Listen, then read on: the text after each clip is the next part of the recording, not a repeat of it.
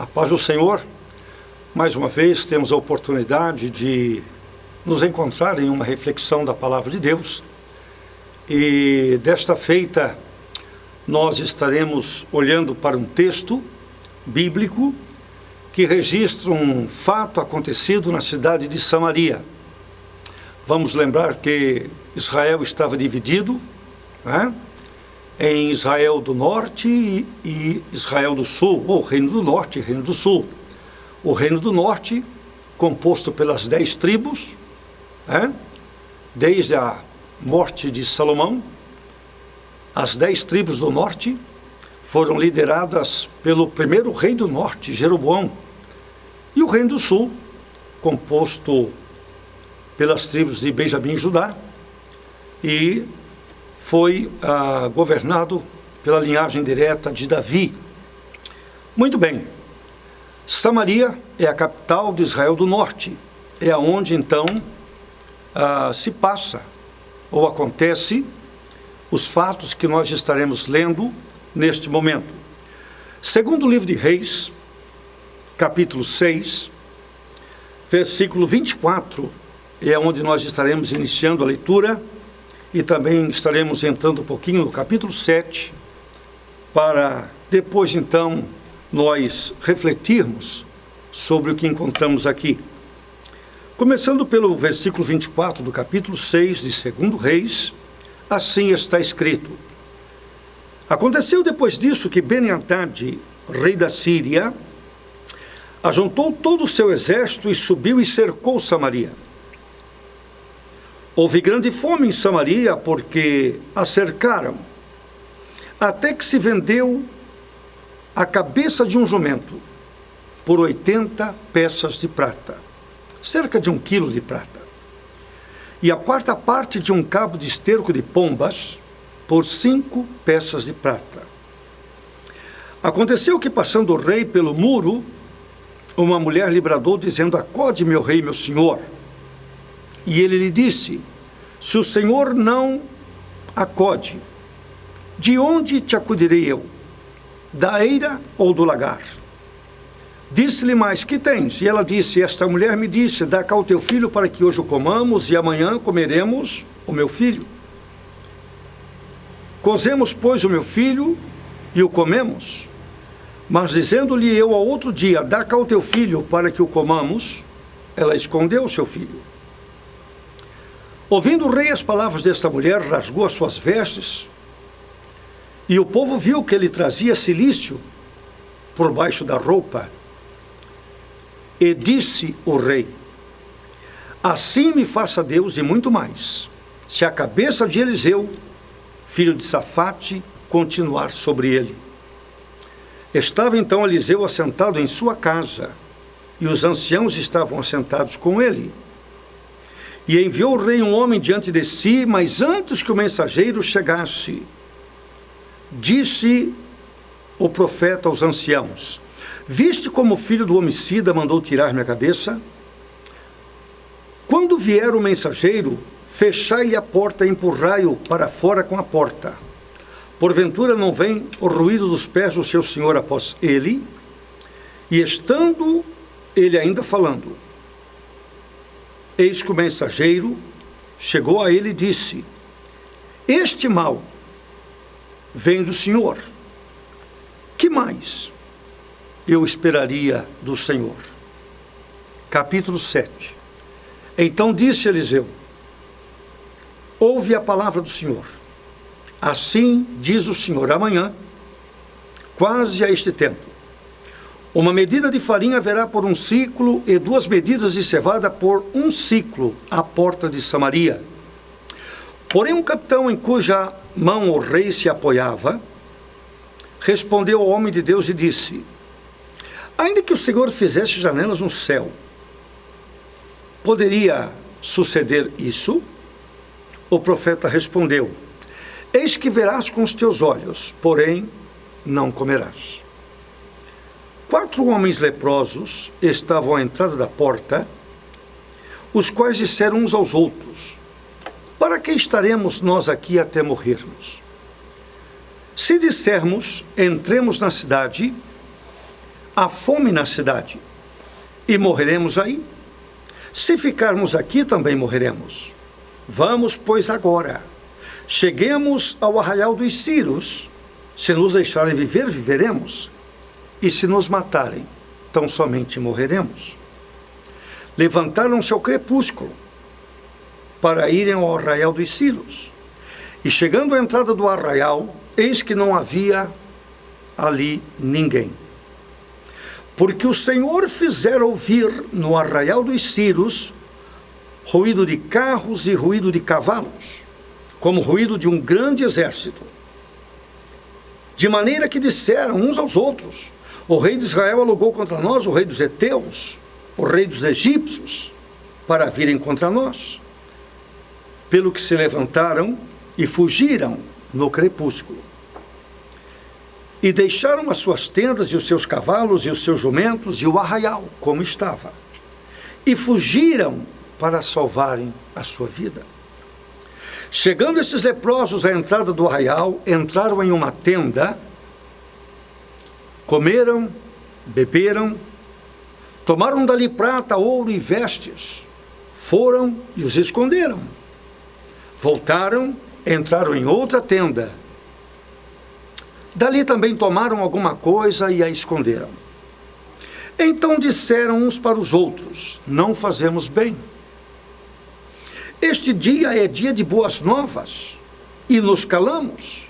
Se esperarmos até a luz da manhã, algum mal nos sobrevirá. Pelo que agora vamos e anunciemos a casa do rei. Vieram, pois, e bradaram aos porteiros da cidade, e lhes anunciaram, dizendo: fomos ao arraial dos Círios. Não havia ali ninguém, nem voz de homem, só cavalos amarrados, jumentos, e as tendas como estavam.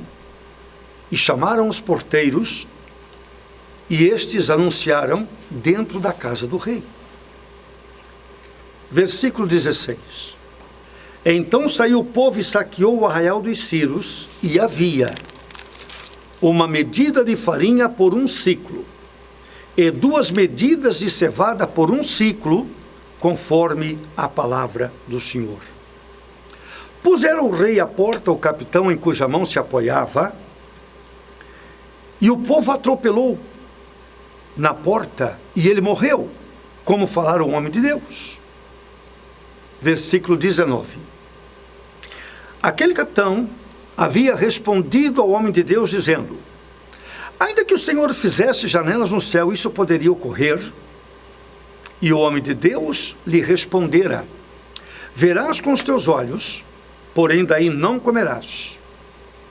Assim lhe sucedeu, porque o povo atropelou na porta e ele morreu. Bem, queridos, como todos os demais registros bíblicos, nós temos lições preciosas ao refletirmos neste fato. A Bíblia diz: bem-aventurado é o varão que na lei do Senhor medita de dia e de noite. Não existe outro referencial de conduta para nós que caminhamos nesta terra além da palavra de Deus. Não existe nada igual. A Bíblia é o manual de construção, né? Feito por Deus, que nos criou, e não há nenhum segmento filosófico que possa ser comparado, mesmo de longe, com os fundamentos da palavra de Deus. Bem, queridos, o que está acontecendo aqui, quando nós lemos a Bíblia, aqui no 2º livro de Reis, capítulo 6, note que aqui no versículo 24, onde começamos a leitura, diz assim: aconteceu depois disso.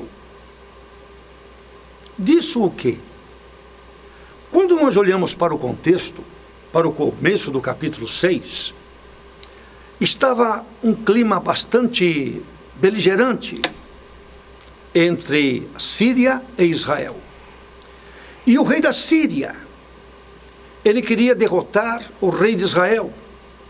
E para tanto ele armava algumas emboscadas, ele estabelecia algumas estratégias para que ele pudesse vencer o rei de Israel, que é o rei Jorão, nesta época.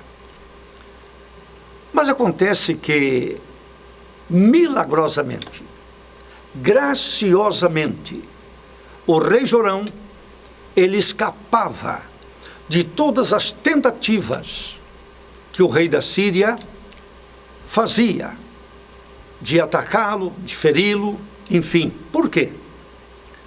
Porque o profeta Eliseu,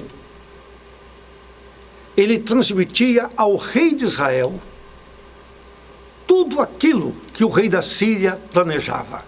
Era o rei da Síria, Ben-Hadad, planejar algo, e o profeta Eliseu fazia com que Jorão tomasse conhecimento destes pensamentos, dessas estratégias.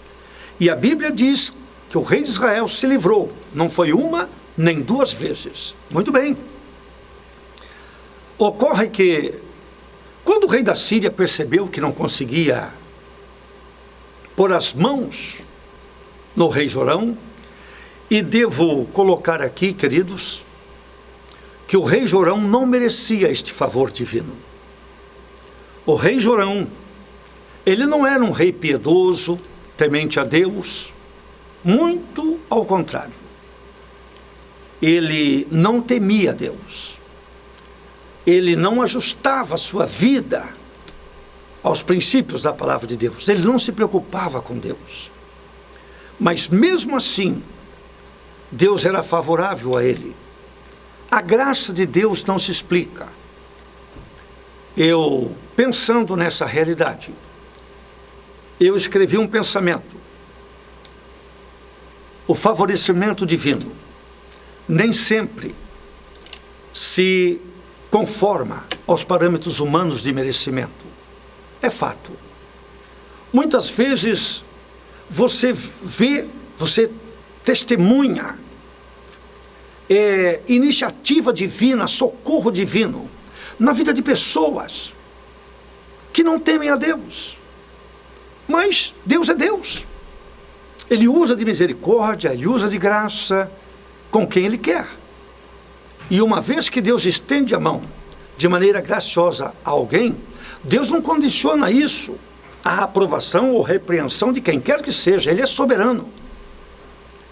Então nós temos aqui o rei de Israel, Israel do Norte, que não teme a Deus, não tem compromisso com Deus, mas sendo ajudado.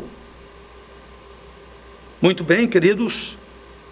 E ocorre que o rei da Síria, ele reúne a sua tropa e começa a inquirir, começa a investigar se há um traidor entre eles, se há um espião, até que alguém diz a ele: não, rei, nenhum de nós aqui está traindo a sua confiança, mas o que o senhor pensa na tua cama de dormir, o profeta Eliseu, que mora em Samaria, ele revela ao rei de Israel. Não adianta o que o senhor pensar em fazer, o profeta Eliseu, ele revela ao rei de Israel. Então, imediatamente o rei da Síria ordenou que se verificasse onde estava Eliseu. E na época, ele estava em Dotã. Então, para lá foi o exército da Síria e cercou a cidade. Isso é um fato muito comentado entre nós. E todo o exército cercou a cidade à noite. E quando amanheceu o dia, o moço de Eliseu até assustou, né? E disse: meu senhor, estamos cercados. Mas Eliseu, servo de Deus, sabendo que Deus tem o controle de tudo, ele disse: não, filho, mais são os que estão conosco do que os que estão com eles. Queridos, essa é a nossa convicção. E nós temos que pensar assim. O Deus que você serve, o Deus que eu sirvo, ele tem o controle de todas as coisas. Queridos, nada, as coisas no mundo não acontecem como as águas de uma represa rompida. Não. A soberania de Deus é inquestionável. E todos os acontecimentos, eles são subordinados ao querer de Deus, à vontade permissiva de Deus.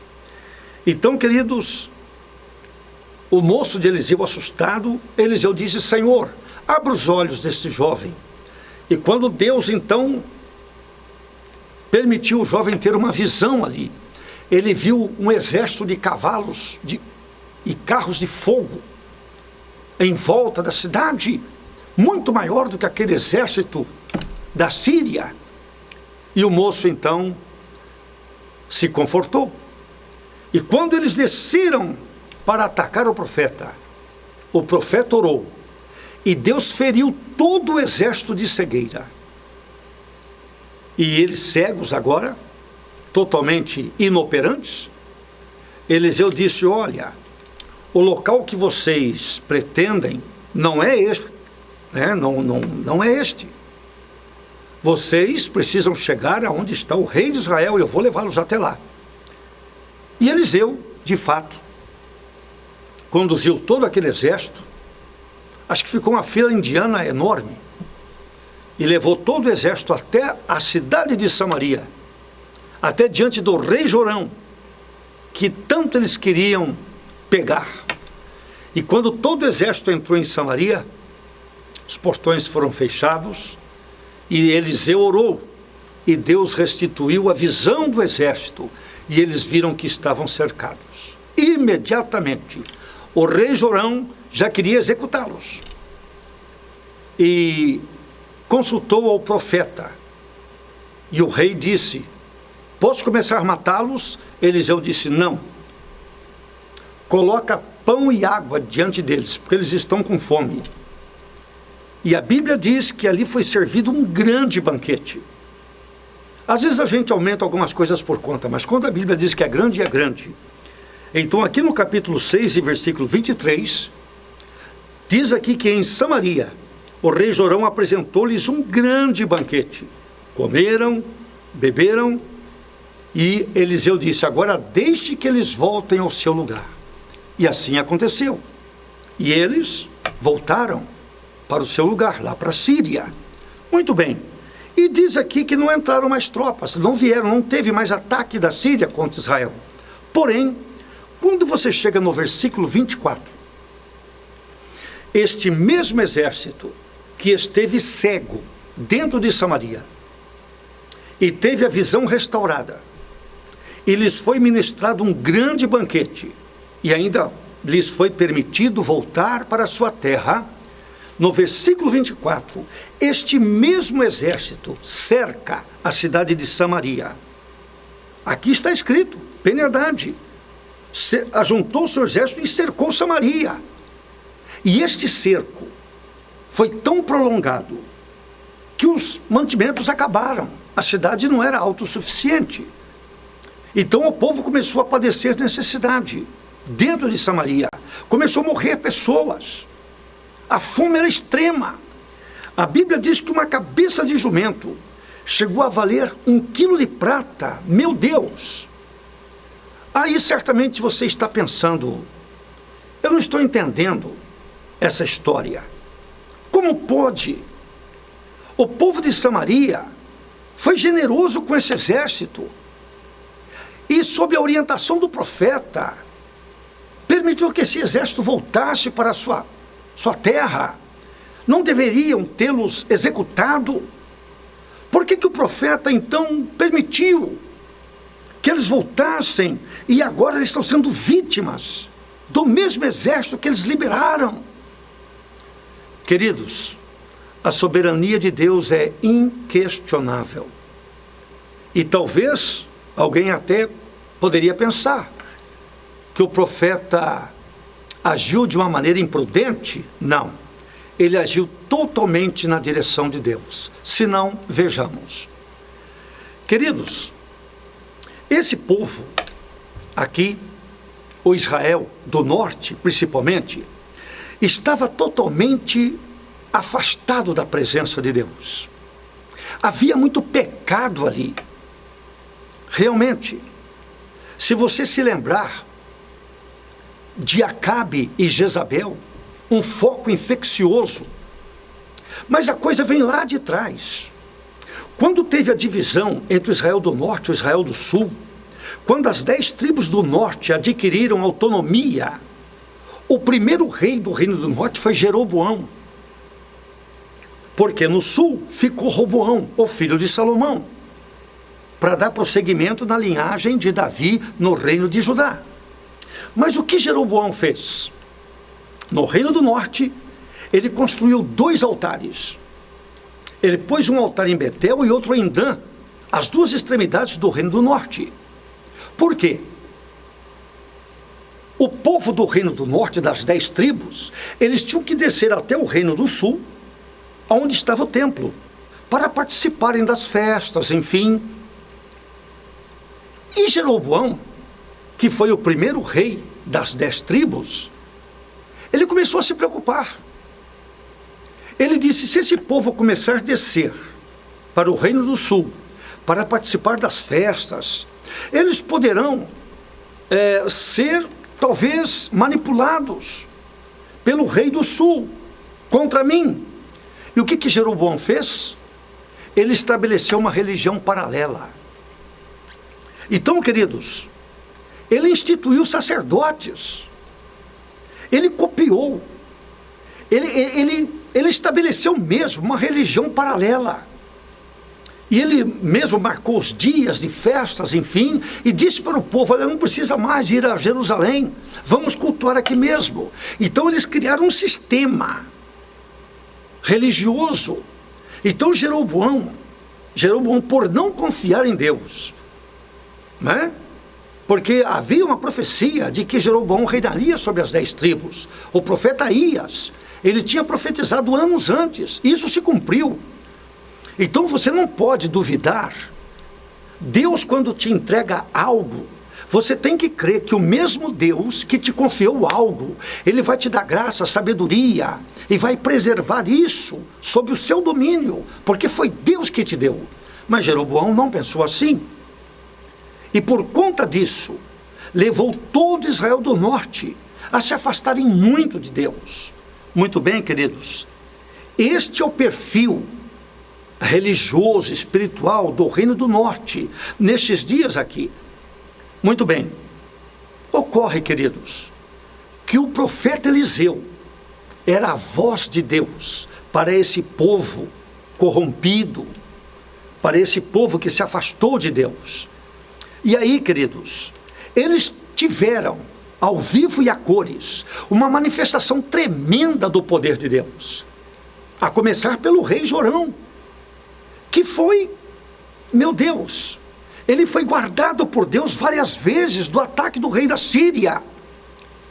Mas sabe o que eu observo aqui, queridos? Com muita contrariação no meu coração, mesmo após o livramento que se confirmou de Deus na vida do rei Jorão e do seu povo, quando todo o exército da Síria veio para dentro de Samaria completamente cego, não houve um momento de gratidão. Não houve um momento em que esse povo se voltou para Deus, agradecido. Sabe aquelas pessoas que você vê que foram alvo da misericórdia, da graça de Deus, mas eles nem agradecem, são insensíveis. Eles recebem o socorro, a bênção, a intervenção de Deus, mas são incapazes de interagir com Deus de uma maneira humilde, agradecida. Não fazem isso, são frios. E este povo de Samaria, insensível, mal agradecidos, eles não se sensibilizaram com esse sinal para se curvar diante de Deus e se lembrar que deveriam caminhar na presença do Senhor. Muito bem, como eles continuaram com seus pecados. Se você olhar a história do Reino do Norte e todos os profetas que Deus usou, meu Deus, e o povo não se curvou diante de Deus. Então, queridos, eu já disse aqui e vou repetir: a justiça de Deus faz divisão entre sua misericórdia e seu juízo. O prazer de Deus é usar de misericórdia. Mas, se não valorizarmos a misericórdia de Deus e não nos ajustarmos à vontade do Senhor, por causa da sua justiça, Ele tem que nos corrigir. Porque Deus não vai pactuar com a nossa vida de pecado, desregrada, desajustada. Isso Deus não vai fazer. E como o povo de Samaria nem sequer agradeceu a Deus pelo livramento e continuaram nos seus pecados, então agora, o próprio exército que esteve na mão deles, Deus permitiu que esse exército viesse, cercasse a cidade e cercasse a tal ponto que eles começaram a padecer necessidade. O desespero foi tanto. Quando eu digo que a Bíblia é um show de horrores, alguém pode me compreender mal e achar que eu estou sendo irreverente com a palavra de Deus. De forma alguma. Quando eu digo que a Bíblia é um show de horrores, é porque ela expõe de uma maneira muito clara, né, as bestialidades próprias da natureza humana. E aqui está, queridos, quando Samaria estava cercada, duas mulheres, no desespero da fome, elas acabaram por assassinar uma criança e devorar, canibalismo. A gente acredita porque está aqui, na palavra de Deus. Mas quando nós olhamos lá atrás, no livro de Levíticos, né, capítulo 26, Deus já tinha falado sobre isso. Porque Deus, quando tirou esse povo do Egito, e todas aquelas demonstrações da graça, do poder de Deus, a lei dada através de Moisés, para que eles pudessem se ajustar diante do Senhor, o propósito de Deus era abençoá-los. Olha aqui, se andardes nos meus estatutos, Levítico capítulo 26, versículo 3, se andardes nos meus estatutos e guardardes os meus mandamentos e os fizerdes, olha o que diz o versículo 6, também darei paz na terra e dormireis seguros e não haverá quem vos espante. Olha aqui. Agora, queridos, Deus diz também, mas se não me ouvirdes e não fizerdes todos estes mandamentos, se vocês não caminharem de acordo com os meus propósitos, Deus diz aqui, também, versículo 24, convosco andarei contrariamente. E olha, ter Deus contra você não é bom negócio. Contrariamente, eu mesmo vos ferirei 7 vezes mais por causa dos vossos pecados. E aí, ele diz aqui, né? Quando eu quebrar, versículo 26 do capítulo 26 de Levítico, quando eu quebrantar o sustento do pão, né? Eles vão dizer aqui, meu Deus, vai faltar comida, eu vou permitir. E ele diz aqui, comereis, mas não vos fartareis. E eles diz aqui, versículo 29, comereis a carne dos vossos filhos, e a carne das vossas filhas comereis. Ou seja, quando Deus os conscientizou da responsabilidade que tinham de se ajustarem aos mandamentos que ele havia estabelecido, Deus disse, se vocês apenas ficarem com a bênção que eu der, mas vocês me afrontarem, me provocarem, adorar outros deuses, o sustento do pão será instável, e vocês comerão a carne dos vossos filhos. Obviamente que ninguém acreditou nisso. Mas agora, queridos, você vê aqui, que nos dias do profeta Eliseu, né, nos tempos da monarquia, o que aconteceu? 2 mulheres, no desespero da fome, acabaram por assassinar uma criança e devorá-la. Quando o rei Jorão tomou conhecimento disso, óbvio, ele se revoltou contra o profeta. Porque o rei Jorão lembrou aqui, eu tive esse exército na mão, eles estavam cegos, era só executá-los. Mas o profeta orou, Deus devolveu a vista e ainda me fez alimentá-los e deixar que voltassem para a sua terra. Então o rei aqui, ele está muito enraivecido. E ele ameaça. Assim me faça Deus e muito mais, se a cabeça de Eliseu continuar hoje sobre os seus ombros. Por que ele está dizendo isso, queridos? Porque ele culpa o profeta Eliseu por tudo que está acontecendo. Mas, na verdade, não é culpa do profeta. Deus está tratando com o povo. Queridos, obviamente que nós estamos passando um momento muito delicado. E não é só aqui no Brasil, não é? Várias nações, devido a esse vírus, não é? E, enfim, as medidas de segurança e para conter a contaminação, enfim, a propagação. E isso, queridos, tem quebrado empresas, isso tem dificultado o ganho de famílias, enfim, tem arruinado mesmo. E você vê a sociedade gemendo diante desta situação.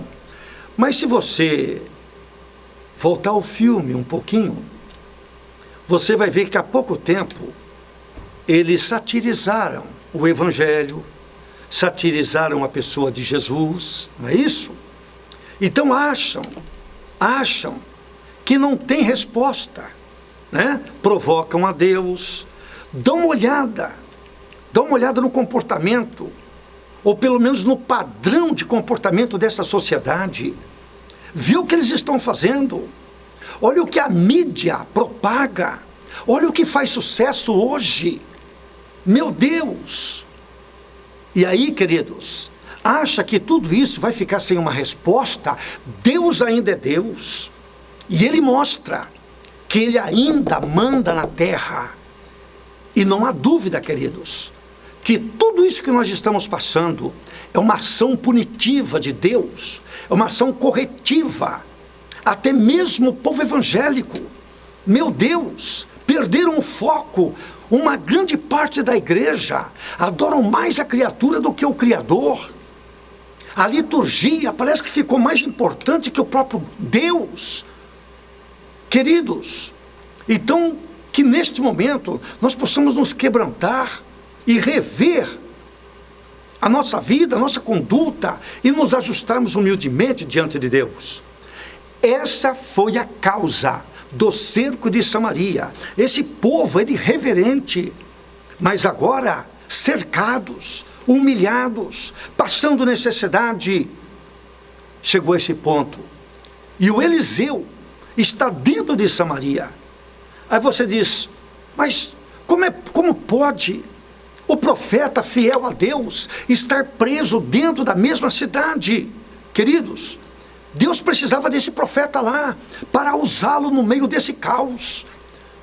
Mas enquanto você vê alguém sacrificando criança, aonde que o profeta Eliseu estava? Assentado. Você já viu alguém desesperado se sentar? Você já viu alguém muito agitado, preocupado, com medo, se sentar? Não, fica desesperado. Não há estabilidade no seu comportamento.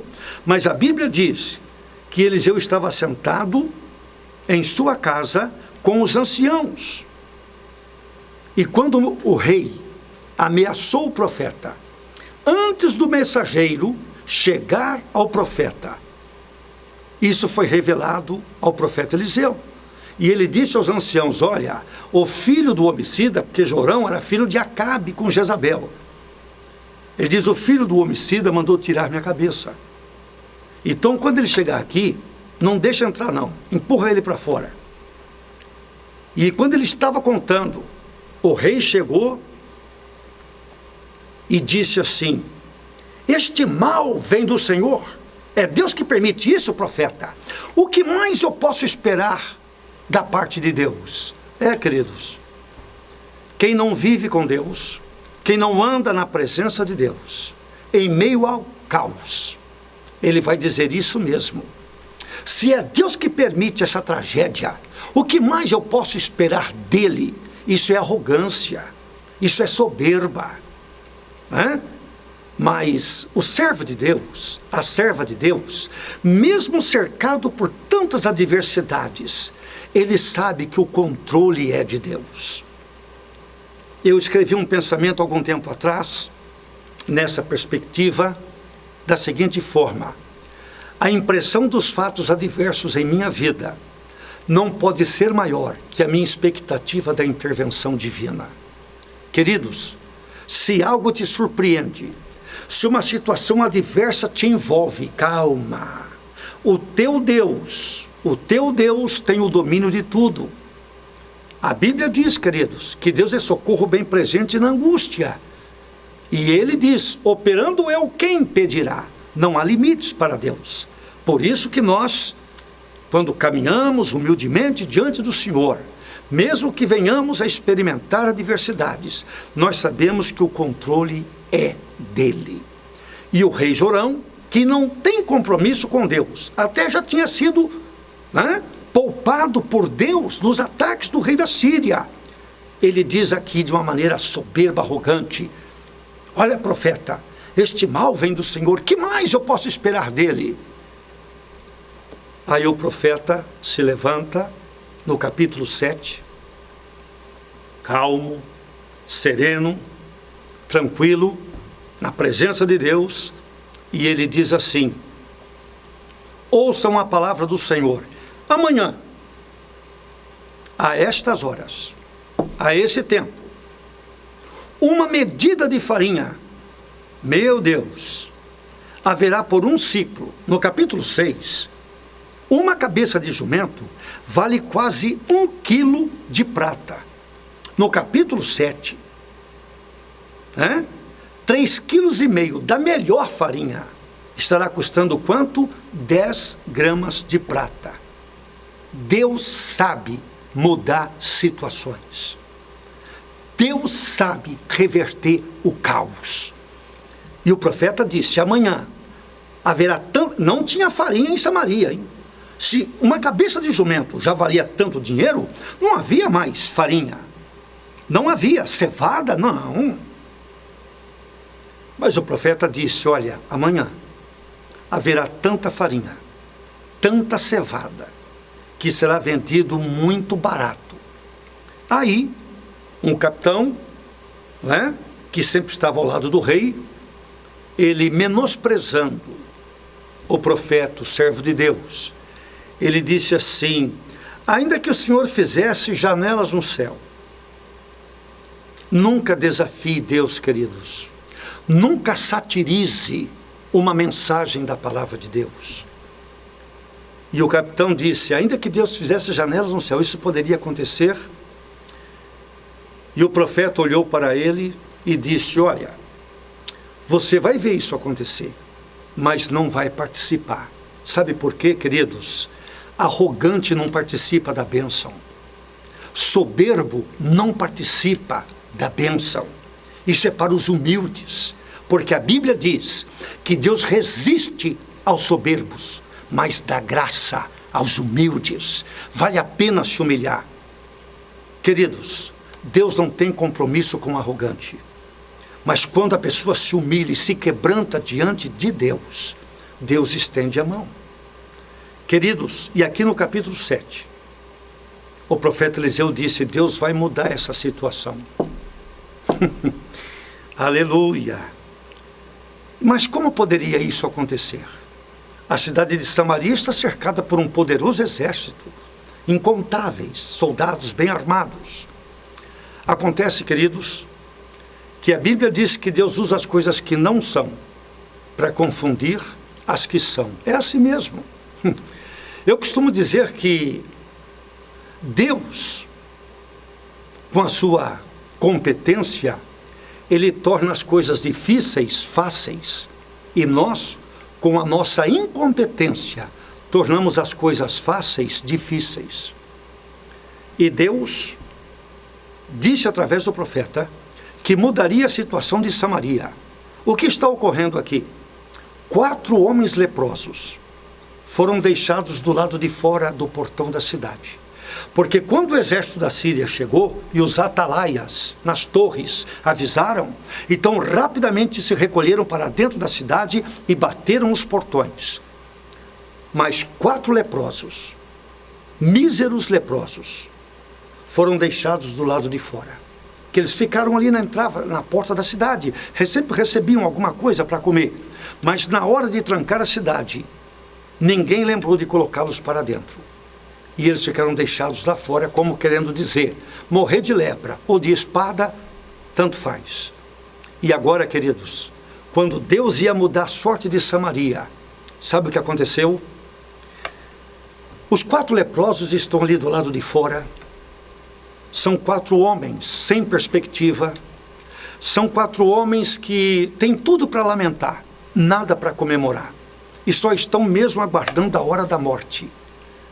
Mas Deus vai usar esses 4 leprosos e vai transformá-los em 4 heróis. Olha como Deus é lindo.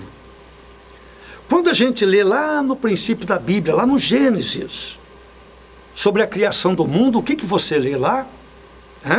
A terra sem forma e vazia, e o Espírito de Deus pairava sobre a face das águas ou do abismo. Eu penso, queridos, que ali no portão de Samaria, ali são 4, é a confederação dos fracassados. Mas Deus tem um propósito ali, que lindo.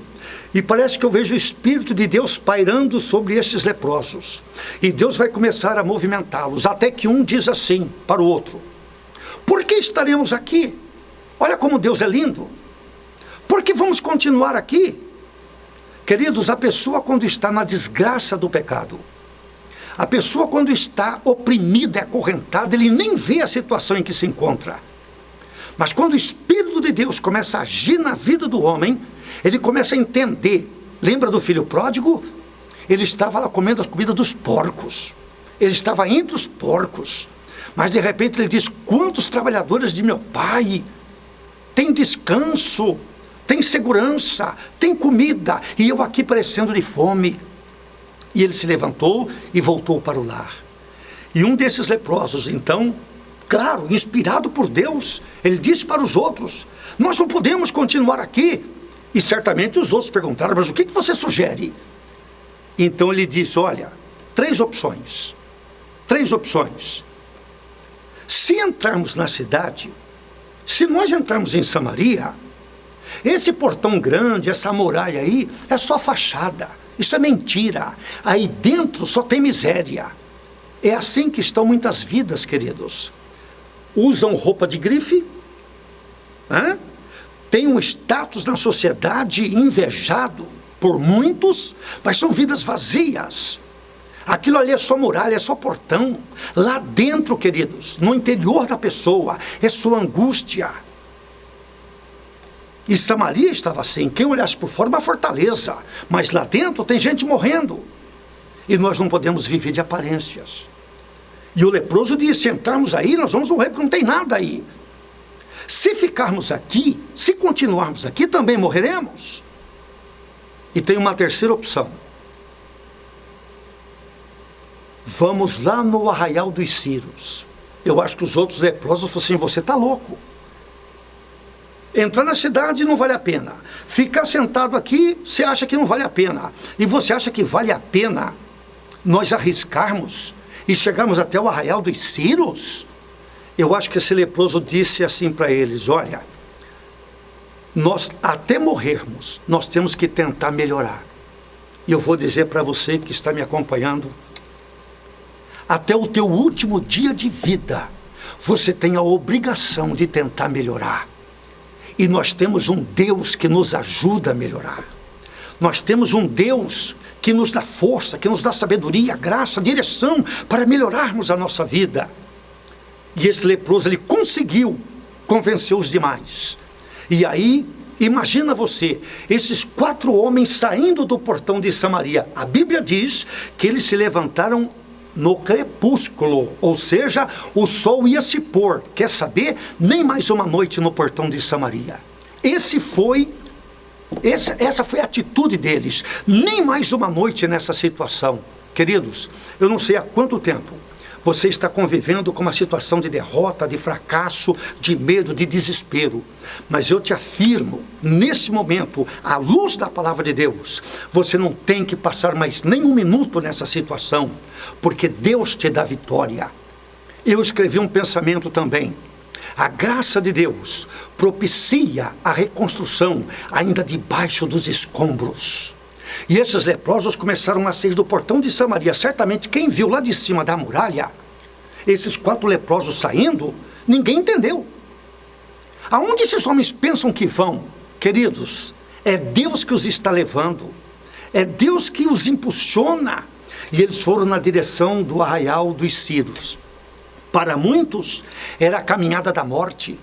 Era um caminho suicida. Mas Deus, quando está contigo, você pode se levantar, que Deus vai te dar vitória. E eles, quando chegaram lá no arraial dos Círios, sabe o que aconteceu? Não havia lá ninguém. Ninguém. Estava tudo lá. Comida, tenda, cavalos, armas, tudo lá. Não tinha ninguém. Por quê? Porque antes deles chegarem no arraial, o chão tremeu. O exército sírio, valente, fugiram. Todos eles fugiram. Por quê? Eles disseram, está vindo um grande exército, 4 leprosos. Aí você me pergunta, como é que 4 leprosos colocou medo no exército? É porque quando eles saíram do portão de Samaria, eu imagino que os anjos foram junto com eles. E aí, queridos, é o propósito de Deus que se estabelece. E através desses 4 leprosos, toda a sorte da cidade foi mudada. Porque eles foram... A Bíblia diz que eles fizeram uma farra. Imagina você, 4 leprosos, com fome, chegando lá, tudo ali à disposição. Eu acho que um jogava fruta no outro, e comida e tal, e tomaram prata, vestes. Imagina, o leproso só com um trapo velho. E eles fizeram uma festa particular ali, e esconderam. Mas aí um deles disse, olha, nós estamos na fartura, mas tem uma cidade morrendo de fome. Isso é consciência missionária, viu? Isso é consciência altruísta, de querer dividir com alguém a bênção que Deus te deu. E eles voltaram lá na cidade e disseram, ei, experiência pessoal, nós fomos ao arraial, não tem ninguém lá, só tem fartura, é tudo nosso. E a Bíblia diz que toda a cidade saiu e saqueou o arraial dos Círios, e agora a cidade tinha a fartura profetizada pelo homem de Deus. Eu quero fazer uma oração neste momento, porque eu creio que esta mensagem vai estimulá-lo a reagir pela fé na direção de Deus, e a vitória é sua, porque Deus é o mesmo ontem, hoje e eternamente. Gostaria de orar neste momento. Querido e eterno Deus, nós temos meditado em Tua palavra, Senhor, e a maneira poderosa, maravilhosa, gloriosa, como o Senhor mudou a sorte de uma cidade. E como o Senhor também, meu Pai, fez com que 4 homens ignorados, desprezados, excluídos, ó Deus, ganhassem um novo sentido em suas vidas e passassem a ser vistos com respeito por toda uma população de uma cidade. Querido e eterno Deus, Tu tens o poder de reverter situações. Eu não sei quantos, Pai, estão nos acompanhando neste momento, mas Tu sabes a condição de cada um, segundo a Tua graça. Estende a Tua mão, Pai, àqueles que se humilham, se quebrantam diante de Ti, concede-lhes a Tua bênção e a Tua vitória, em nome de Jesus.